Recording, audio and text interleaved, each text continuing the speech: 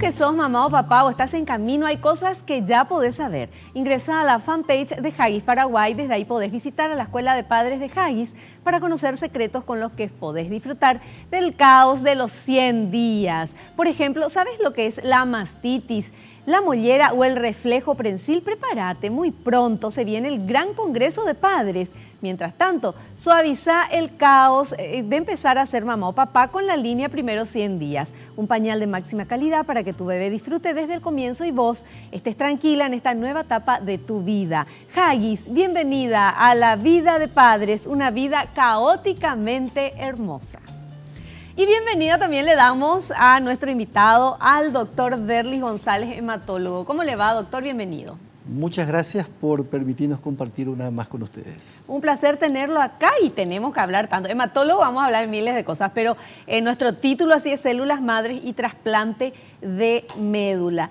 El tema de las células madres, doctor, tomó mayor, llegó al público en general, porque eso lo manejaban ustedes y estudiaban todos los médicos y todo, pero nosotros muy pocas veces escuchamos hablar del tema células madres. Sin embargo, de un tiempo a esta parte, sí. ¿A qué se debe eso? Se debe a que se habla mucho.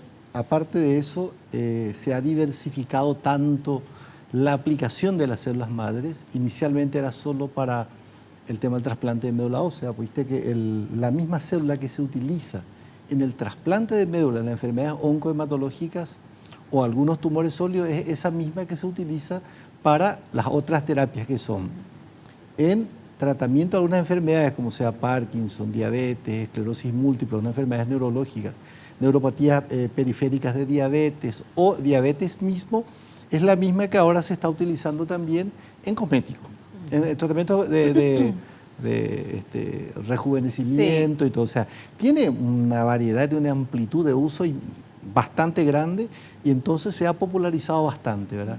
Y por eso es que hay que saber cuáles son las aplicaciones adecuadas de una sola madre y también dónde hay que recurrir para hacerlo, porque eso hay que tener cuidado también.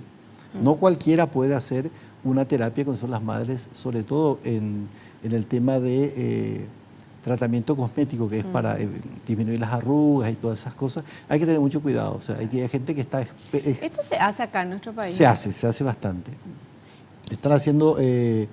algunos cirujanos plásticos, están haciendo gente que hace tratamiento integral y algunos otros médicos están utilizando, pero hay que tener, el que manipula estas células madres tienen que ser gente que tenga experiencia, que son los hemoterapeutas, ¿verdad? Claro. Porque el hematólogo que extrae, el hemoterapeuta es el que procesa, el que filtra, el que purifica, y hay que hacerlo dentro de un estricto cuidado de asepsia. Porque como la sangre es un perfecto caldo de cultivo, claro, es un perfecto caldo de cultivo donde cualquier bacteria que entra te crece, pero rapidísimo, hay que tener mucho cuidado de que no se contamine en el momento de la manipulación. Por eso que hay que tener cuidado. Cuando estamos, después vamos a entrar en el otro tema así más de medicina. Ahora, ya que el doctor lo tocó, me encantaría hablar del tema de contra las arruguitas y todo.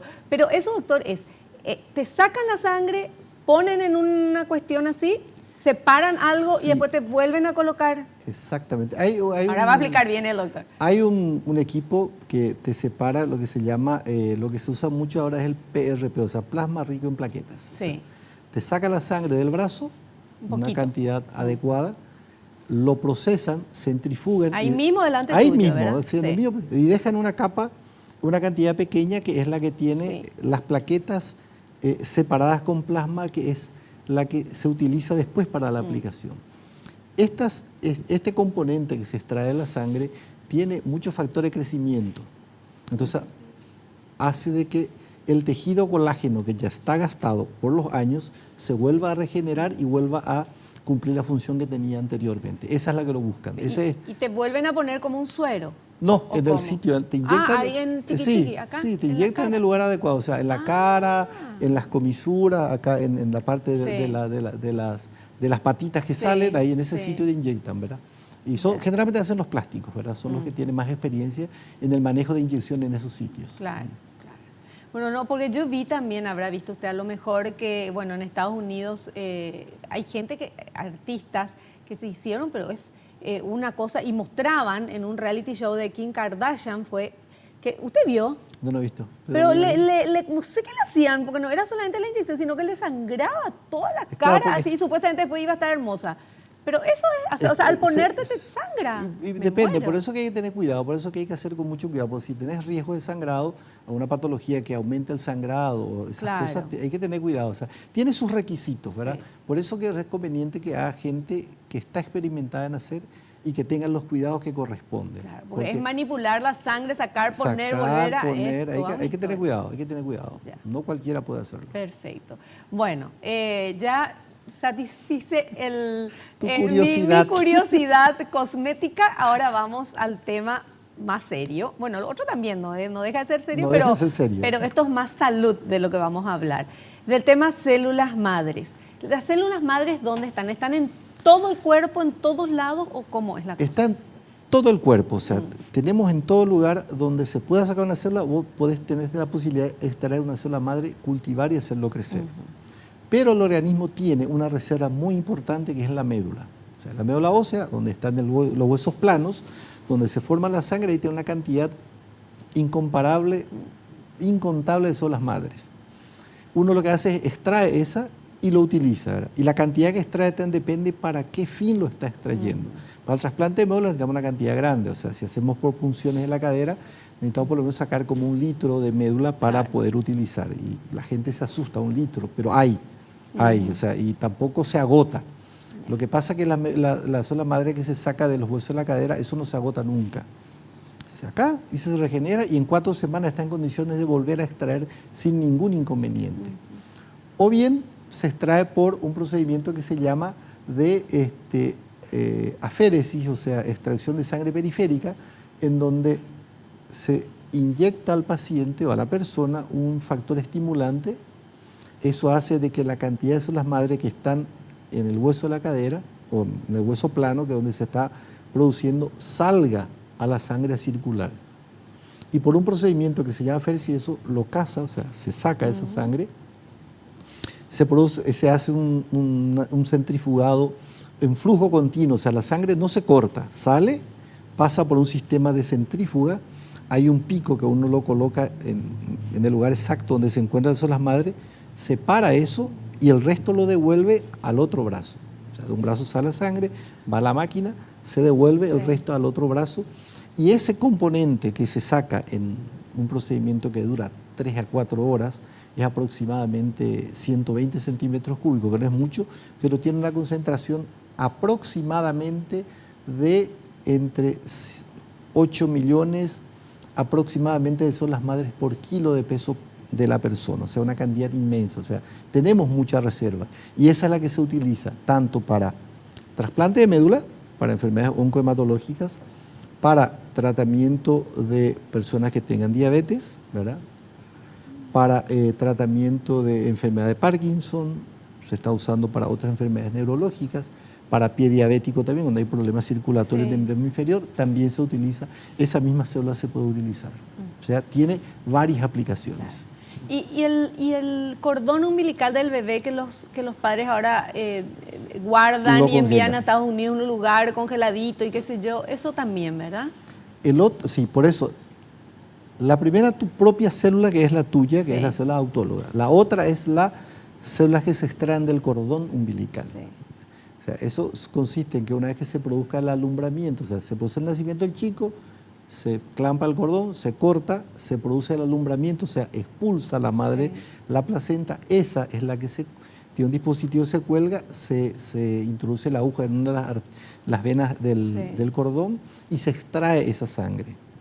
Esa es la que tiene una concentración alta de células madres, también. Y esa también se puede utilizar. Lo ideal de esas células es congelarla y utilizarlo para tratamiento de algunas otras enfermedades. Por eso que en ese tema hay toda una cuestión se discute qué validez tiene una célula madre de mi hijo guardado, congelado, o dono esa sangre del cordón para un fin altruista. Por eso nos llamamos una donación egoísta o una donación altruista. Claro. Porque la egoísta es la que guardo para mí, ese es Sí, mi cordón, ¿verdad? sí. Lo ideal es que se done para que utilice cualquiera que lo necesite. Pero acá se puede donar, acá se puede hacer eso, o hay que enviar a que... Lo que se está haciendo acá es se está guardando la sangre de cordón, cada uno guarda, paga, están Pero llevándola guardan en Estados Unidos. en no se Estados guarda Unidos, acá. ¿verdad? Sí. Ese tiempo de congelado dura 10 años. Ah. A partir de los 10 años nadie te garantiza que esas puedan Claro. ser útiles, ¿verdad? En otros países la sangre de cordón ya se congela en un banco público. Ah, pero ¿y Sí. esa donación altruista, si uno quiere hacer, acá se puede hacer Acá o to- tener que donar no, acá- altruistamente a otro lado? Acá todavía no, pero Ah, estamos bueno. trabajando. Entonces vamos a ser medio egoístas nomás Sí, todavía, doctor. todavía egoísta, Hasta que pero- haya acá. Acá, No, acá se, digo. se está haciendo, estamos Sí. trabajando en la posibilidad de que en un futuro cercano tengamos la posibilidad de tener esos bancos de médula, de cordón umbilical, porque es una fuente bastante útil, sobre todo en niños. Pero eso se puede usar, la célula madre de un cordón umbilical pues se puede usar en cualquier persona, no solamente en el niño o en su familia. Se puede usar en cualquier persona, o sea, tiene que tener compatibilidad. Por eso Claro. que se hace la compatibilidad. Si es compatible, se puede usar. Si Ya. es incompatible, absolutamente no. Sí. Por eso se ve la compatibilidad y se utiliza. Es todo un tema también. Interesante de eso, me encanta. Es muy importante porque ocurre mucho, o sea, se tiene mucha sangre de cordón guardado en Estados Unidos y en Europa. Ellos están abiertos a donar a cualquier país del mundo si es que hay compatibilidad. Ellos no Claro. tienen problema. Esa tiene, la importancia que tiene eso es porque en Europa y Estados Unidos la gente tiene pocos hijos. Sí. O sea, son 1, 2, 3, ya es una Claro. multitud en varios. Entonces, cuando aparece una enfermedad neoplásica en un niño, es difícil conseguir donantes entre hermanos. Entonces recurren al cordón umbilical. De las Sí, donaciones. exactamente. Fantástico. Bueno, vamos a hacer un pequeño corte, doctor. Dale. Le invitamos un cafecito, volvemos enseguida. Y recordándote que si tomas un comprimido al día de A125, prevenís el riesgo de sufrir infartos. A125 es un producto de la química farmacéutica Sociedad Anónima y yo te lo recomiendo.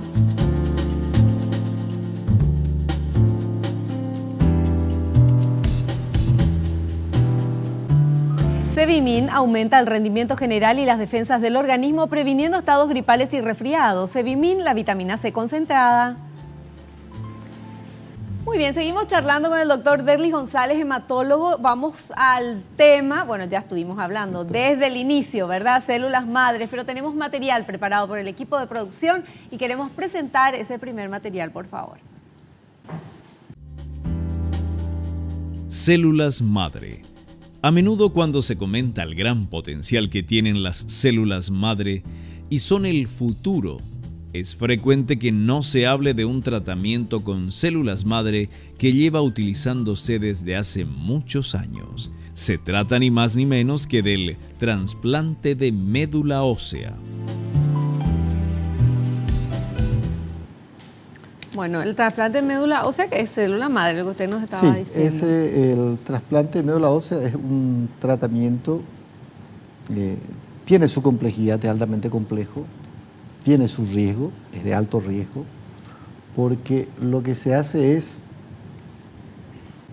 una alta dosis de quimioterapia en el paciente, cualquiera de las patologías que tenga, sea aplasia medular, no hay producción de glóbulos rojos, sea leucemia, sea linfoma, sea mieloma, o sea, las enfermedades oncohematológicas, Que todo es cáncer, ¿verdad? todo es cáncer, o sea oncohematológicos Sí. son cáncer relacionados a la Con la sangre. sangre, sí. Hay también tumores sólidos que se tratan con trasplante, como es el cáncer de testículo, algunos tipos de cáncer de pulmón, algunos tipos de cáncer de ovario también se tratan con trasplante o trasplantes autólogos. O sea, hay que diferenciar dos grupos, el autólogo y el alogénico.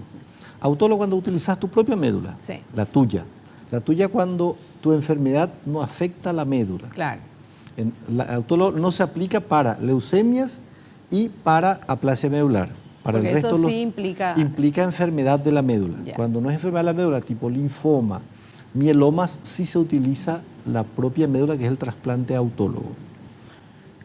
Para llegar a un trasplante, el paciente tiene que tener unas condiciones clínicas adecuadas, que es no tener enfermedad activa en el momento, o sea, lo que se llama remisión completa. O sea, en el momento del estudio, el paciente no tiene ninguna enfermedad activa en ese momento. Y algunos te preguntan, ¿por qué me vas a trasplantar ahora si yo no tengo ahora la enfermedad? Lo que ocurre es que estas enfermedades entra en remisión un tiempo, después recaen. Y ocurren las recaídas. Y cuando hay recaída, el riesgo va aumentando porque hay mayor sometimiento a quimioterapia y la resistencia a la enfermedad a ciertos tipos de medicación. Entonces ahí el paciente tiene que tener, como le dije, remisión completa, tiene que estar con un corazón en buen estado, un pulmón en buen estado, un hígado en buenas condiciones y también el riñón en buenas condiciones. Porque son los órganos llamados de choque, porque se utiliza, un ejemplo, si yo uso 10 de una quimioterapia en un tratamiento normal, yo estoy usando en un trasplante aproximadamente 300. ¿Qué hace? Se usa altas dosis de quimioterapia donde mata toda célula que se está dividiendo en ese momento muere, desaparece y el paciente queda sin ninguna defensa, absolutamente sin defensa. Entonces baja todas las defensas a cero, baja a cero. Cuando se hizo toda la quimioterapia, el paciente eliminó la medicación, la quimioterapia, se repone la médula. Se repone con su propia médula los trasplantes autólogos y se repone con la médula del donante en caso de los trasplantes halogénicos. Esa inyección se realiza no en el hueso. Entonces hay que decir, un trasplante, una cirugía, no es una cirugía, o sea, no es un acto quirúrgico en quirófano cortar, nada de eso. Se extrae la médula por medio de punciones de aguja y se inyecta por un catéter que va en la raíz del cuello, un catéter en la vena cava superior. Ahí se inyecta la médula y eso tiene la particularidad de esa célula de migrar y ubicarse en el lugar donde le corresponde, que sea limpiado con la quimioterapia anterior. Ese proceso, desde la inyección hasta que comienza a producir nuevamente célula, demora entre 7 a 14 días. Ese tiempo de 7 a 14 días el paciente está indefenso, o sea, defensa baja, cero, le falta glóbulos rojos, se transfunde glóbulos rojos, le falta plaquetas, se repone, y los blancos no se puede transfundir, se espera que recupere. Y en ese tiempo aparecen las infecciones por bacterias, por hongos, por virus, que uno tiene que estar tratándolo y cuidar esa parte infecciosa dándole el tiempo al organismo que se recupere. O sea, ese es un procedimiento que dura, ahí comienza a recuperar y ahí uno espera que se normalice para que el paciente tenga las condiciones de regresar a la casa. O sea, ese es en resumen lo que es todo un trasplante. Por eso es de alto riesgo, es muy alto riesgo porque las defensas están totalmente disminuidas, el paciente tiene que estar aislado. Pero totalmente aislado, porque en si una no tiene nada de habitación defensa. Solo y restricción de visitas. Claro. Los familiares se designa 1 o 2 que ingresen a la hora del desayuno, la hora del almuerzo, la hora de la merienda, cena y la hora que tengan que higienizarse para ayudarle en caso necesario. Si no, fuera. Claro. Fuera, ¿por qué? Porque el riesgo es que nos traiga infección, no es, el riesgo es que no es riesgo de contaminar a la visita, es la visita que nos contamina al paciente. Ese es el problema, ¿verdad? Y ese es un procedimiento que tiene una alta tasa de mortalidad. Acá se hace eso. Sí, nosotros estamos haciendo desde el año 95. ¿Y qué tal el resultado? Bien, tenemos buen resultado, estamos con los trasplantes autólogos estamos con aproximadamente un 90% de sobrevida. Qué bueno. Y tenemos una continuidad desde el año pasado, estamos teniendo mayor cantidad. Este año estamos ya con 4 trasplantes en el año 2013. Nuestra idea es llegar a un mínimo de 12 en el IPS este año. Lo que nos está entorpeciendo es esta epidemia de dengue, ¿verdad? Porque tenemos justamente 2 pacientes que tienen que trasplantarse y están con dengue y no podemos ahora, ¿verdad? Claro. Entonces, bueno, ese es un problema porque estos pacientes que salen con las defensas muy bajas retornan a su hogar y el riesgo de que se nos contamine de dengue o de lo que sea y chao. Es muy grave, claro. Es muy grave porque el paciente está sin defensa y hemos tenido complicaciones graves y fatales en algunos pacientes fin del año pasado por dengue, ¿verdad? Pacientes que han superado toda la etapa, pero que tuvimos. Pero bueno, es un riesgo que uno corre y uno no sabe a quién va a ser la persona que se va a contagiar con dengue, ¿verdad? Claro, terrible está. Bueno, pero tenemos otro material que habla justamente del trasplante de médula ósea. Vamos, por favor. Trasplante de médula ósea, una apuesta tan arriesgada como milagrosa. El trasplante de médula ósea es uno de los tratamientos más arriesgados en medicina, Entre un 10 y un 40% de las personas que lo reciben no sobreviven al mismo. Sin embargo, es un aliado en el tratamiento frente al cáncer. Sí, es un riesgo. Una vez un colega ha definido la chance al que no tiene chance. Claro. O sea, Es el riesgo que vas a correr cuando ya sabes que sí, ya no tenés otra cosa que hacer. No tenés otra y es, como a Sí. veces decimos, es tirarte la moneda, Sí. cara o cruz, ¿verdad? El trasplante alogénico tiene casi un 40% de riesgo vital, o sea, de mortalidad en el trasplante, el alogénico, porque... Alogénico es del otro. Del otro, Ajá. utilizando un donante. Sí. ¿Qué ocurre con este tipo de trasplante? El hecho de que aumenta la mortalidad es de que el organismo, cuando recibe esa médula, ese sistema inmunológico, porque nosotros tenemos toda una memoria inmunológica que nos Sí. protege. Nosotros con la quimio eliminamos totalmente y al reponer la nueva médula viene con una información Del otro paciente. del otro, Del donante. del donante y rechaza al órgano, Claro. a la casa, Claro. a su huésped. Entonces se llama enfermedad de injerto contra el hospedero, o sea, contra la casa. Sí. Ocurre a la inversa en los trasplantes de órganos sólidos, como corazón, riñón e hígado. El cuerpo rechaza el órgano. Claro. Acá al revés, acá el elemento trasplantado rechaza la casa. Entonces ocurre lo que se llama reacción de injerto contra hospedero. O sea, y tiene varias graduaciones, de 1 a 4. Y rechaza todo el cuerpo. Sí. ¿Y cómo? ¿Y qué pasa ahí? Aparece. Como consecuencia, es una reacción que debe ocurrir, pero controlado. O sea, Porque sí o sí ocurre. sí o sí ocurre y queremos que ocurra. Ah.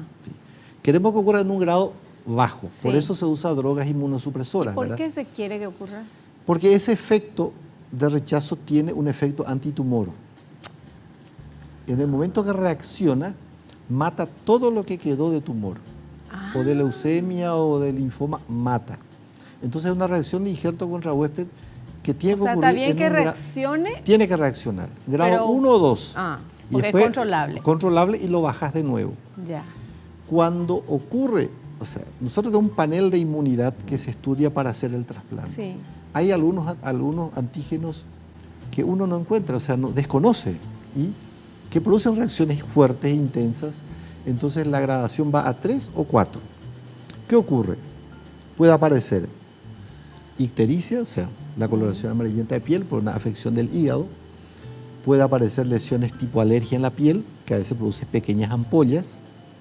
Puede aparecer diarrea, deposiciones líquidas tipo coleriformes, que pierden 6 a 8 litros de líquido en el día, que tenés que ir reponiendo y controlar. Puede aparecer afecciones del pulmón, puso una neumonitis, tipo una neumonía por la reacción de injerto, y en algunas raras ocasiones ocurren también reacciones a nivel del cerebro y también a nivel de mucosa, o sea, pequeñas ampollitas que parecen igual a las lesiones de herpes, ¿verdad?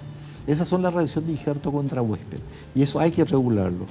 Si eso aparece en forma intensa es bastante grave, pero hay que regularlo, por eso, y eso tiene su gradación, tiene su tiempo. Los primeros 100 días es agudo, pasando los 100 días es crónico. Hay algunas personas que tienen algunas lesiones de piel tipo vitiligo crónicos que perduran toda la vida, ¿verdad? La ventaja que tiene este tipo de procedimiento es, sobre todo en el trasplante alogénico donde se utilizan donantes, de que si el trasplante tiene éxito, se controla la enfermedad de injerto contra huésped, entre los 6 a 8 meses el paciente deja de tomar medicación. Y ya está sanito. Porque ya se eliminó Se todo. eliminó todo, Y tiene otra médula. otra o sea, médula activa, diferente, y o sea, ya deja de vuelta tomar, a la hoja y a comenzar. continúa la vida. Qué maravilla. Eso es lo que ocurre, por eso es un procedimiento de alto costo, Milagroso. de alto riesgo, Sí. pero si va bien el paciente a los Claro. un año está haciendo una vida Como total y nuevo. absolutamente Qué maravilla. normal. Qué maravilla. Bueno, vamos a hacer un pequeño corte, doctor. Hacemos un cortecito, pero antes quiero pedir una recomendación a Punto Pharma. Recomendaciones de salud de Punto Pharma. ¿Qué es la vacuna contra la influenza? La vacuna contra la influenza es una vacuna inactivada que contiene virus muertos, que se administra con una aguja generalmente en el brazo. contiene 3 virus de influenza estacional que se cultivan en huevos. La vacuna contra la influenza estacional protege contra 3 virus de influenza que, según las investigaciones, serán los más comunes en la próxima temporada. Este es el momento de vacunarse.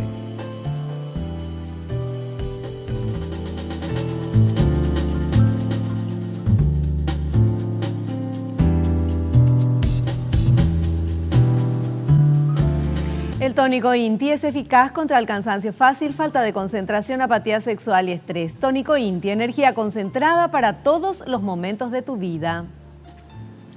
Muy bien, y continuamos con nuestra charla. Estamos hablando de células madres con el doctor Derlis González, él es hematólogo, y tenemos material preparado por nuestro equipo de producción, doctor, que queremos ir presentando y usted nos va a decir si está bien, correcto, y vamos a ir agregando algunas cosas. Okay. Vamos con el siguiente material.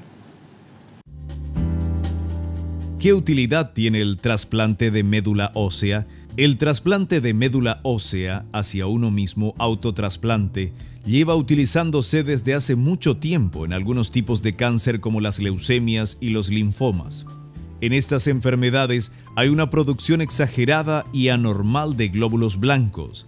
La quimioterapia suele dar muy buenos resultados frente a ambas, especialmente en las leucemias, donde las probabilidades de curación son muy altas. ¿Está correcto, doctor? Sí, las leucemias tienen un alto índice de recaída, de recididas. Una vez que ocurre varias, la primera hay que trasplantarla, la segunda ya el riesgo es más alto y hay momentos en que cuando la tercera o cuarta recaída ya la posibilidad de respuesta a la quimioterapia ya no hay. Entonces hay que trasplantarlo lo más rápido que se pueda.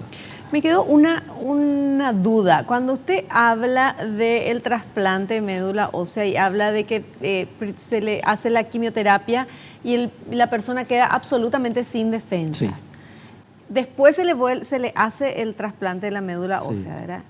¿Y en qué momento va a su casa? Cuando ya no tiene peligro, porque si a mí me pasa eso, no voy a salir adentro de una ladera o de lo que sea, que no entre nada de, sí, ¿verdad? Una vez que se hace el trasplante, a los 7 a 14 días comienza a recuperar tu médula.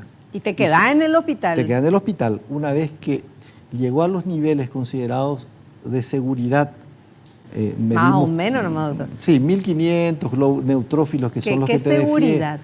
De seguridad que tu organismo ya está produciendo, sí, ya no hay transfusión, sí, ya no hay antibióticos, ya está sin infección, el paciente vuelve a la casa. Que en promedio están regresando ahora entre 18 a 21 días, están volviendo a la casa. Pero ¿y si alguien tiene dengue y eso y él está ahí? Y cuidarse en la casa, eso es la cuestión. En la casa, mosquitero y repelente a todo el resto y cuidarse en la casa, no hay otra salida. No hay otra salida. ¿No se puede quedar más tiempo en el hospital? Si ya está en condición de regresar, ya está sin infecciones, está produciendo glóbulos rojos, ya los blancos ya están normales, el paciente regresa a la casa. Bueno, muy bien, quería saber eso. Ahora tenemos otro material, por favor, presentamos. ¿Cuáles son los riesgos del trasplante de médula ósea? Hay que tener en cuenta que entre que se produce el tratamiento quimioterápico y se aporta la médula ósea y ésta comienza a funcionar, hay un periodo de tiempo en el que el paciente es muy sensible a infecciones y a varios problemas sanguíneos, por lo que no es un tratamiento exento de riesgos. El porcentaje de mortalidad puede variar entre un 10 a un 40% dependiendo de los factores asociados, tipo de trasplante, compatibilidad, enfermedad del paciente, etc. En trasplantes no propios, tenemos además el riesgo añadido del rechazo. Es así mismo como le explicamos anteriormente que existe el riesgo del rechazo y depende de las enfermedades concomitantes que tenga el paciente, ¿verdad? Claro. Bueno, y ahora tenemos otro material que habla de las células madres, pero del cordón umbilical. ¿Cómo se obtienen las células madre del cordón umbilical para usarse en trasplantes? Las células madre también se pueden obtener de la sangre del cordón umbilical. Para hacer esto, la madre debe comunicarse con un banco de sangre de cordón umbilical antes de que nazca el bebé. Es posible que el banco de sangre pida a la madre que conteste un cuestionario y que dé una muestra pequeña de sangre. ¿Cierto? Sí, es obligatorio, primero, un consentimiento informado de la madre que está donando el cordón. Sí. Segundo, la madre tiene que estar exenta de enfermedades virales activas, HIV, hepatitis B, hepatitis C, Chagas también en nuestro medio, no tiene que estar activa ninguna enfermedad y ahí es lo que ellos pueden donar. Aparte de eso, una vez que se saque el cordón umbilical, se vuelve a repetir algunos estudios para ver si ese cordón realmente está sano. Pero acá no hay banco de sangre de cordón umbilical No, en el aún país. no, O sea, aún todo no. esto se hace cuando vas a enviar vas a enviar afuera. afuera. Sí. ¿Dónde hay? ¿En Estados Unidos y acá en Sudamérica y en algún lugar o no? El Brasil tiene un banco de cordón muy grande, Ajá. que tiene una red de bancos de cordón umbilical. Son todos donaciones altruistas. La Argentina tiene un sector, pero la más grande de Sudamérica es la del Brasil. La de Brasil. Tiene Estados Unidos, Europa. Ya. Europa, toda la Comunidad Económica Europea. Perfecto. Bueno, y ahora vamos con esto, el mini trasplante. ¿Qué es mini trasplante? Nos dice este material. ¿Qué es un mini trasplante? Un mini trasplante, también llamado trasplante sin supresión de médula ósea o trasplante de menor intensidad, es un tipo de trasplante alogénico. Este método se investiga en estudios clínicos para el tratamiento de varios tipos de cáncer, incluyendo leucemia, linfoma, mieloma múltiple y otros cánceres de la sangre. Yo no entendí nada, doctor. Leí Bueno. otra vez lo que dijo, pero no sé qué. Está perfectamente explicado, pero no entendí. Es el mini trasplante es un procedimiento en donde si yo utilizo para un trasplante una dosis de 100 de quimioterapia, utilizo la mitad, no toda la dosis de quimioterapia que se está utilizando. O sea, se reduce la dosis de la quimioterapia, esto hace de que no se elimine en la totalidad la médula de ese paciente. Sí. Se le inyecta la médula Sí. del donante. Esto se hace la inmunosupresión. Se mezcla con su Se médula. mezcla y esto va a producir y gradualmente va a ir eliminando la médula del paciente. Ah. Y eso es lo que se llama en términos médicos, se llama quimerismo, o sea, adaptarse uno al otro. Se va mezclando y lo va eliminando porque uno va utilizando drogas. Y si es necesario, entre 3 a 4 semanas después de realizado este trasplante, existe la posibilidad de que uno vuelva a inyectar otra cantidad de médula necesaria para intensificar ese procedimiento que se hizo con anterioridad. ¿Qué diferencia hay de esta con la otra? Uno, que se utiliza en aquellos pacientes que toleran mal la quimioterapia, para no utilizar altas dosis y dañarlo más del beneficio que uno busca. Que toleran mal. Toleran mal. Pacientes, ¿Quién tolera bien? Ningún paciente tolera bien la quimioterapia, doctor. pero hay personas que toleran peor. Ah. Que toleran peor, que es una intolerancia, un efecto secundario bastante Terrible. severo, terrible. Se utilizan en personas de edad más avanzada, superiores a los 60, 65 años de edad, y también en aquellos pacientes que pueden hacer un trasplante en el Brasil están haciendo bastante el trasplante ambulatorial. Se interna, se hace la quimio, se trasplanta, vuelve a la casa. ¿Y las defensas y esas Sí, cosas? Eso y es lo que a mí me preocupa. se lo cuida, tiene que ser un nivel donde el paciente está consciente a cuál está sometido, a qué tipo de procedimiento, se tiene que cuidar en la casa bien. Tiene una ventaja, el estado psicológico del paciente no estar encerrado en un hospital. Estar comiendo la comida acostumbrada Sí. a su dieta y desarrollarse en su ambiente. Eso le ayuda bastante. Se puede realizar de esa manera. En el Brasil están haciendo, tienen bastante experiencia con eso. Y entonces es un trasplante que tiene menos efectos secundarios en el momento del procedimiento. Pero esa reacción de injerto contra hospedero que le hablé al principio, que es el tipo de rechazo, es lo que puede ocurrir también en estos pacientes y a veces con una intensidad un poco elevada, por eso siempre hay que tenerlo en cuenta. Es un procedimiento bastante interesante, sobre todo, viste que ahora no se habla de, no podés decir, se trasplanta solo hasta los 60 años. Claro. O sea, depende mucho de la calidad de vida. Claro. Puedes tener un paciente de 70 años de edad, una calidad de vida excelente, Claro. y puedes tener una persona de 50, una calidad de vida pésima. Así o sea, mismo. la edad ya no es límite La para edad estos no es tipos de límite. procedimientos. Perfecto. Hacemos un pequeño corte, doctor. Volvemos enseguida y quiero recordarte que Coop es el sabor de la familia. Está la leche descremada Vida, enriquecida con vitaminas A y D3, con 0% de grasas y sin conservantes en envases de Tetra Pak. El yogur dietético Vida, en frutilla, coco y vainilla. Queso magro Cuartirolo Vida, hecho a base de leche semidescremada y queso descremado fundido Vida. Con lácteos Coop, cuido mi salud y mi silueta.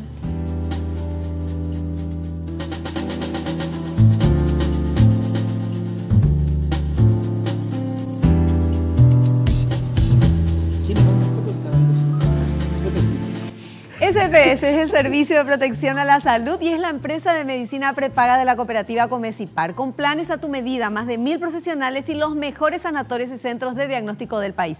Puedes solicitar que te visite un asesor sin cargo llamando al 210-010.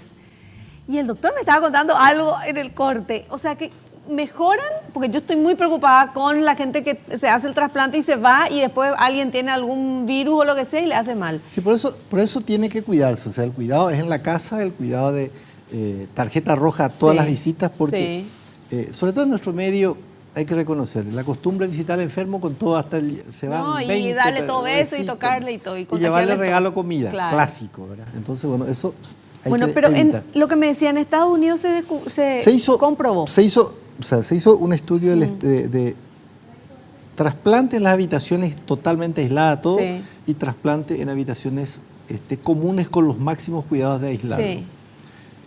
Está visto que la recuperación es mucho más rápida en aquellos pacientes que no están total y absolutamente encerrados, con los cuidados generales, donde hay una recuperación más rápida, sobre todo por la parte anímica. La parte anímica, la parte emocional, juega un rol muy importante en este tipo de procedimientos. Perfecto. Y los mexicanos han aprendido muy bien de esto y muy rápido, y ellos hacen un trasplante en habitaciones totalmente comunes. Y bien, va bien, igual. Está bien, si te dice yo le creo. Bueno, perfecto. Doctor, ahora sí, llegamos a la parte final de nuestro programa. Le queremos agradecer su presencia en el programa y lo invitamos para uno próximo. Muchísimas gracias por compartir con ustedes otra vez estos minutos y cuando quieran, a las órdenes. Muchísimas gracias. Nosotros llegamos ya al final del Doctor en Casa en la tarde de hoy. Te agradecemos tu presencia y del otro lado te invitamos a que nos asistas mañana en este mismo horario y nos despedimos diciéndote lo que te digo siempre, pero porque es verdad. Naciste para ser feliz, no te conformes con menos. Chao, que pases bien.